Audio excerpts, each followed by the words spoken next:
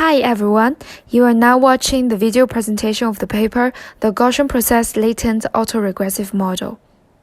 As we all know, most regression problems have multiple outputs. For example, consider the problem of modeling the world's average CO2 level, temperature, and sea ice extent as a function of time t. It is reasonable to assume that temperature is a complicated function of both time and CO2 level, while sea ice extent is another function explicitly depending on time, temperature, and CO2 level.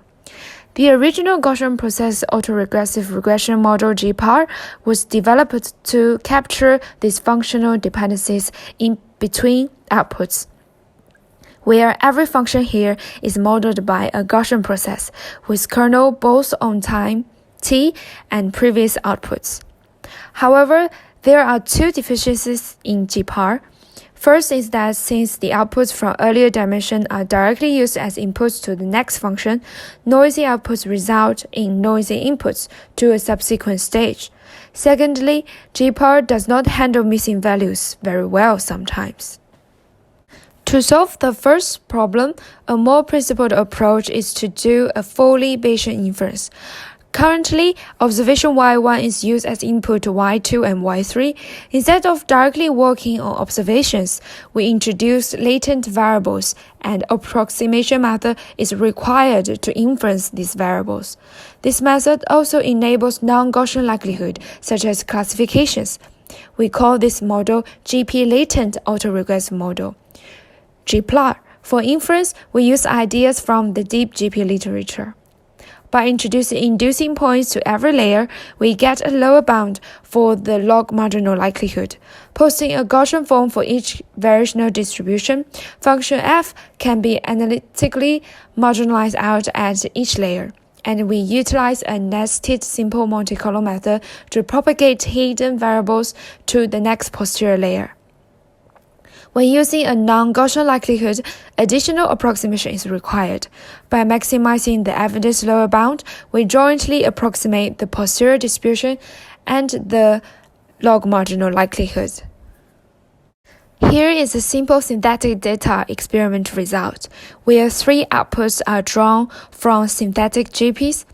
We found that GPAR and GPLAR perform similarly when the observation noise is low.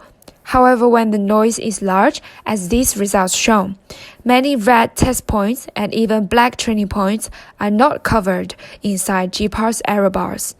GPAR can be overconfident and underestimate the uncertainty. On the other hand, GPLAR has well-calibrated uncertainty. For classification tasks, data are drawn from 4 synthetic GPs and the last 2 outputs are converted to binary outputs.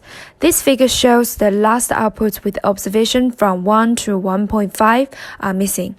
It is obvious that 3 previous tasks, 2 continuous and 1 binary, help GPLAR to predict the last labeling task, while independent GPs fail to capture the dependencies and revert to prior distributions. The second problem of GPAR is that it does not handle missing values well on the first few outputs, since inference backwards are always harder than learning directly in a forward direction. We consider taking a deep GP analog of the bidirectional LSTM, and a deep GP structure running in reverse is added. The observations are produced by averaging the hidden variables at each layer and adding noise.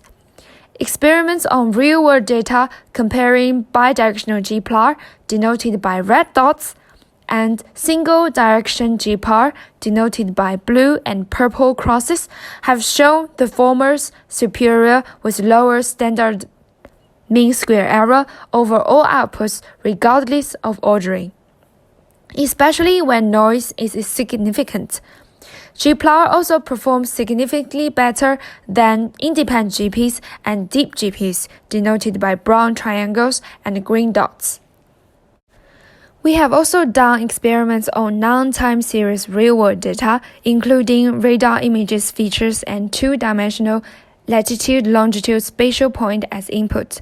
Interested readers can refer to the following link for supplementary materials. Thank you for watching.